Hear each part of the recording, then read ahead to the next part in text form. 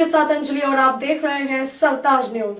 तो चलिए शुरुआत करते हैं आज की प्रमुख खबर से। पुराना भारत नहीं जो चीन से जमीन गंवाए, ये मोदी का न्यू इंडिया है। चीनी सैनिकों से झड़प पर बोले पेमा खांडू। कुछ ही दिनों पहले अरुणाचल प्रदेश में वास्तविक नियंत्रण रेखा पर चीन और भारत के सैनिकों के बीच हुई झड़प पर बोलते हुए अरुणाचल प्रदेश के मुख्यमंत्री पेमा खांडू ने कहा कि भारत 1962 के बाद भी चीन के हाथों अपने भूखंड गंवाता रहा है, लेकिन अब पीएम मोदी के आने के बाद न्यू इंडिया में ऐसा नहीं होने वाला है। 2014 में प्रधानमंत्री मोदी के आने के बाद अब चीन को उसी की भाषा में जवाब दिया जाता है, क्योंकि सड़क पुल जैसे बुनियादी ढांचे से लेकर सैनिकों की संख्या तक तैयारियां कई गुना बढ़ चुकी हैं। पेमा खांडू गुरुवार को मुंबई में आयोजन वन इंडिया अवार्ड समारोह में मुख्य अतिथि के रूप में भाग लेने आए थे। पूर्वोत्तर के राज्यों के बीच काम करने वाली सामाजिक संस्था माई होम इंडिया द्वारा दिया जाने वाला यह अवार्ड इस बार अरुणाचल प्रदेश के ही निवासी तेची गुबिन को अरुणाचल की मूल जनजाति परंपराओं को पुनर्जीवित करने के लिए प्रदान किया गया है। इस अवसर पर बोलते हुए अरुणाचल प्रदेश के मुख्यमंत्री पेमा खांडू ने कहा कि मैं उसी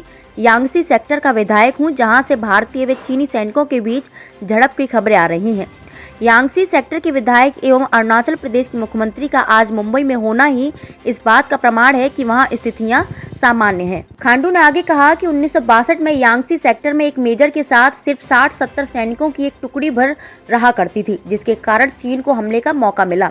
अब समुद्र तल से 16,000 फुट की ऊंचाई पर स्थित यांगसी सेक्टर में एक फुल कर्नल के साथ 1,000 सैनिकों की बटालियन वहां हमेशा मौजूद रहती है। खांडू ने अफसोस जताते हुए कहा कि न सिर्फ 1962 में हम चीन के साथ युद्ध हारे, बल्कि उसके बाद भी भारत अपने भूखंड गंवाता रहा है। उन्होंने बताया कि 1986 में अरुणाचल प्रदेश के सोम दलांग छू में भारत 10 से 20 किलोमीटर का क्षेत्र चीन के हाथों गंवा चुका है। खांडू ने आजादी के कुछ ही समय बाद की गई गलतियों का उल्लेख करते हुए कहा कि 1914 में शिमला समझौता हुआ था, जिसमें तवांग सहित पूरे अरुणाचल प्रदेश को भारत का हिस्सा माना गया था। इस समझौते के अनुसार ही आजादी के बाद सरदार पटेल ने मेजर बॉब कटिंग को अरुणाचल प्रदेश की सीमा पर भारत का झंडा लहराने भेजा था, लेकिन जब तक मेजर बॉब कटिंग सीमा पर पहुंचे तब तक सरदार पटेल का निधन हो चुका था। तब असम के गवर्नर ने जब प्रधानमंत्री नेहरू से इस आदेश की पुष्टि करनी चाहिए तो नेहरू ने यह कहते हुए झंडा फहराने से मना कर दिया था कि हमें वह जगह लेकर करना क्या है।